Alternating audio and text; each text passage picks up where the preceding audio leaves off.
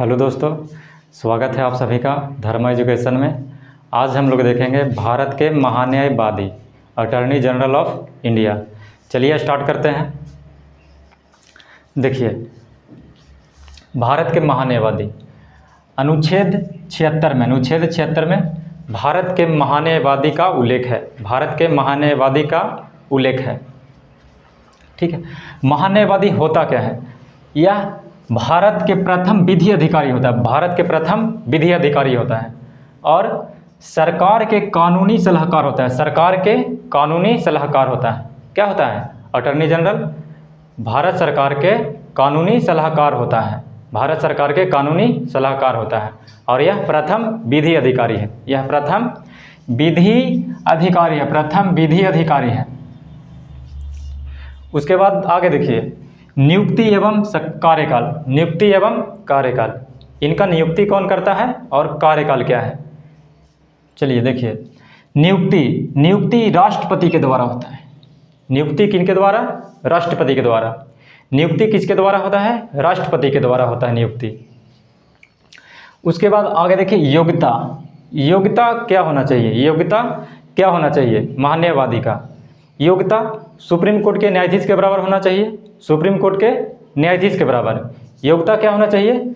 उच्चतम न्यायालय के न्यायाधीश के बराबर योग्यता होना चाहिए। ठीक है, या किसी उच्च न्यायालय के न्यायाधीश के रूप में काम करने का 5 वर्षों का अनुभव होना चाहिए। ठीक है, किसी उच्च न्यायालय के न्यायाधीश के रूप में 5 वर्षों का काम का अनुभव होना चाहिए। 5 वर्षों का काम का अनुभव होना चाहिए न्यायाधीश के रूप में।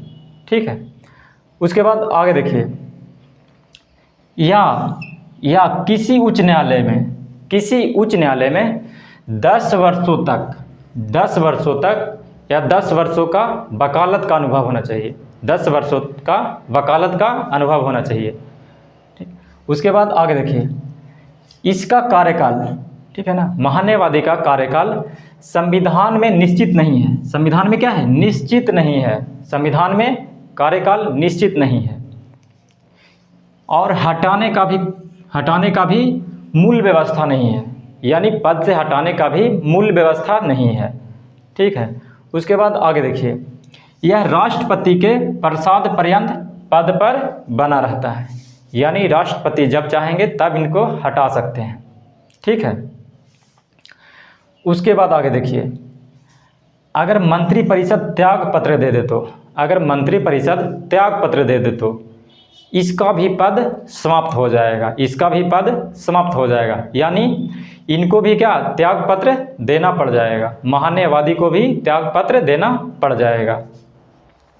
ठीक है, त्याग पत्र देना होगा क्योंकि इसकी नियुक्ति, ठीक है ना, इनकी नियुक्ति सरकार के सिफारिश पर होता है। ठीक है, इनकी नियुक्ति सरकार के सिफारिश पर होता है। इनकी नियुक्ति सरकार के सिफारिश पर होता है। जब सरकार ही नहीं रहेगी तो महान्यायवादी का पद भी नहीं रहेगा। यानी महान्यायवादी के पद पे जो बैठे हैं उनको भी इस्तीफा देना होगा। आगे देखिए, इसका वेतन भी संविधान में निश्चित नहीं है। वेतन संविधान में निश्चित नहीं है, फिक्स नहीं है। वेतन संविधान में फिक्स नहीं है। इसका वेतन राष्ट्रपति द्वारा निर्धारित होता है। ठीक है ना, महान्यायवादी का वेतन राष्ट्रपति द्वारा निर्धारित होता है। महान्यायवादी का वेतन राष्ट्रपति द्वारा निर्धारित होता है। महान्यायवादी का वेतन राष्ट्रपति द्वारा क्या होता है? निर्धारित होता है। उसके बाद आगे देखिए, कार्य एवं शक्तियाँ। ठीक है, इनका क्या क्या कार्य है? महान्यायवादी का कार्य क्या क्या है, काम क्या क्या करते हैं? देखिए, भारत सरकार को विधि संबंधी ऐसे विषयों पर सलाह देता है जो राष्ट्रपति द्वारा सौंपे गए हों।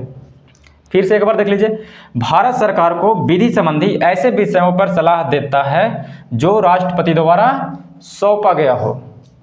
ठीक है, उसके बाद नेक्स्ट देखिए, भारत सरकार से संबंधित मामलों को लेकर सुप्रीम कोर्ट में सरकार की तरफ से पेश करता है। क्या करता है? भारत सरकार से संबंधित मामलों को सुप्रीम कोर्ट में सरकार की तरफ से पेश करता है। समझे, सरकार की तरफ से क्या करता है, पेश करता है। कहाँ? सुप्रीम कोर्ट में। उसके बाद आगे देखिए, सरकार से संबंधित किसी भी मामले में किसी भी हाई कोर्ट में सुनवाई कर सकते हैं। ठीक है, देखिए, सरकार से संबंधित किसी मामले में किसी भी हाई कोर्ट में सुनवाई करने का अधिकार प्राप्त है इनको। ठीक है, आगे देखिए, अधिकार क्या है, महान्यायवादी का अधिकार क्या है। ठीक है, महान्यायवादी का अधिकार क्या है।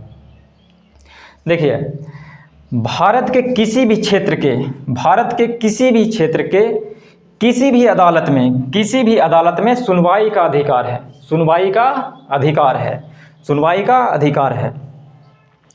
भारत के किसी भी क्षेत्र के किसी भी अदालत में सुनवाई का अधिकार है, मतलब किसी भी अदालत में सुनवाई कर सकते हैं। उसके बाद नेक्स्ट पॉइंट देखिए, संसद के किसी भी सदन में भाग ले सकते हैं, बोल सकते हैं, परंतु मत नहीं दे सकते। ठीक है, संसद के किसी भी सदन में भाग ले सकते हैं, बोल सकते हैं, परंतु मत नहीं दे सकते हैं। और संयुक्त अधिवेशन में भी भाग ले सकते हैं और बोल सकते हैं, और मत नहीं दे सकते हैं। ठीक है, देखिए, और ये जो अधिकार प्राप्त है दोनों सदनों में बैठने या बोलने का, अनुच्छेद 88 के तहत महान्यायवादी को संसद के दोनों सदनों में बैठने और बोलने का अधिकार है, यानी कार्यवाही में भाग लेने का अधिकार है। अनुच्छेद 88 के तहत महान्यायवादी को अधिकार प्राप्त है। उसके बाद आगे देखिए, प्रतिबंध।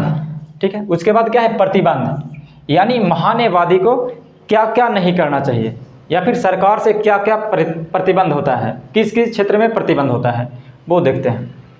चलिए, प्रतिबंध में क्या हो जाएगा, भारत सरकार के खिलाफ कोई भी विश्लेषण नहीं कर सकता है। समझे, मतलब कहने का मतलब ये हो गया कि भारत सरकार के खिलाफ कोई भी टिप्पणी या विश्लेषण नहीं कर सकता है महान्यायवादी। ठीक है, भारत सरकार के खिलाफ कोई भी टिप्पणी या विश्लेषण नहीं कर सकता है महान्यायवादी। उसके बाद आगे देखिए, भारत सरकार के अनुमति के बिना किसी आपराधिक मामले में किसी व्यक्ति का बचाव नहीं कर सकता। ठीक है, अनुमति मिलने के बाद ही बचाव कर सकते हैं, ऐसे नहीं कर सकते बचाव। ठीक, उसके बाद देखिए, बिना सरकार के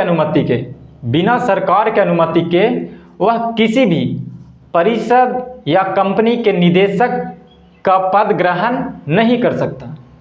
ठीक है, एक बार फिर से समझ लीजिए, बिना सरकार के अनुमति के वह किसी भी परिषद या कंपनी के निदेशक का पद ग्रहण नहीं कर सकता है। समझे, ये क्या है, प्रतिबंध है। क्या है, प्रतिबंध है। समझे। उसके बाद आगे देखिए, यानी कहने का मतलब ये हो गया कि रिटायरमेंट के बाद ये कोई और पद पे आसीन नहीं हो सकते। समझे, रिटायरमेंट के बाद कोई और पद पे आसीन नहीं हो सकते। उसके बाद देखिए, भारत के महाधिवक्ता एडवोकेट जनरल ऑफ इंडिया। ठीक है, भारत के महाधिवक्ता एडवोकेट जनरल ऑफ इंडिया। ठीक है, राज्य में महाधिवक्ता होता है, राज्य में क्या होता है, राज्य महाधिवक्ता होता है, राज्य के महाधिवक्ता। ठीक है, राज्य में क्या होता है, राज्य के महाधिवक्ता, लेकिन यहाँ पे क्या है, भारत के महाधिवक्ता एडवोकेट जनरल ऑफ इंडिया। ठीक है, यह महान्यायवादी को उसके कार्यों में सहायता करता है। ठीक है, इनका काम क्या है, महान्यायवादी के कार्यों में सहायता करता है, यानी मदद करने के लिए। क्या है, मदद करने के लिए है, महान्यायवादी को मदद करने के लिए है। ठीक है, अनुच्छेद 76 में इसका उल्लेख नहीं है, अनुच्छेद 76 में इसका उल्लेख नहीं है, यानी संविधान में इसका ना के बराबर उल्लेख है। संविधान में क्या है, ना के बराबर उल्लेख है। समझे। अभी वर्तमान समय में कौन है महान्यायवादी, के वेणुगोपाल। कौन है, के वेणुगोपाल। अभी वर्तमान में कौन है महान्यायवादी, के वेणुगोपाल। ठीक, कौन है, के वेणुगोपाल। कैवें नंबर के, 15वें नंबर के विधि अधिकारी हैं के वेणुगोपाल। ठीक, इनका नियुक्ति 30 जून 2017 में हुआ था। इनका नियुक्ति 30 जून 2017 में हुआ था। और उस टाइम राष्ट्रपति प्रणब मुखर्जी थे। उस टाइम राष्ट्रपति कौन थे? प्रणब मुखर्जी थे। ठीक है, उस टाइम राष्ट्रपति कौन थे? प्रणब मुखर्जी थे। लेकिन इनका कार्यकाल जब पूरा हो गया तो इनका कार्यकाल 3 वर्षों के लिए बढ़ा दिया गया। इनका कार्यकाल 3 वर्षों के लिए बढ़ा दिया गया। ठीक है, इसको याद कर लीजिएगा। और बुक भी पढ़ना है तो लक्ष्मीकांत पढ़ लीजिएगा। ठीक है, और इसमें कुछ है नहीं, इसको नियुक्ति याद कीजिएगा ढंग से राष्ट्रपति के द्वारा। ठीक है, योग्यता क्या होना चाहिए? योग्यता सुप्रीम कोर्ट के जो न्यायाधीश बनने पर योग्यता होता है वही इसका योग्यता हो जाएगा। और क्या है, ये राष्ट्रपति के प्रसाद पर्यंत रहते हैं। राष्ट्रपति के प्रसाद पर्यंत रहते हैं, यानी जब चाहे तब राष्ट्रपति हटा सकते हैं। ठीक है, और क्या है, इनका वेतन फिक्स नहीं है। इनका क्या है, वेतन वगैरह क्या है, फिक्स नहीं है। वेतन कौन निर्धारित करते हैं? राष्ट्रपति के द्वारा। वेतन निर्धारित राष्ट्रपति के द्वारा होता है। ठीक है, और क्या है, इसमें ज़्यादा और कुछ नहीं है, बस एक बार देख लीजिएगा इसको ढंग से। ठीक है, इधर ये हो गया, प्रतिबंध हो गया, क्या क्या नहीं करना चाहिए। भारत के प्रथम विधि अधिकारी होते हैं महान्यायवादी। ठीक है, सरकार के कानूनी सलाहकार होते हैं। ठीक, बस आज के लिए इतना ही, फिर मिलेंगे नेक्स्ट क्लास में। धन्यवाद।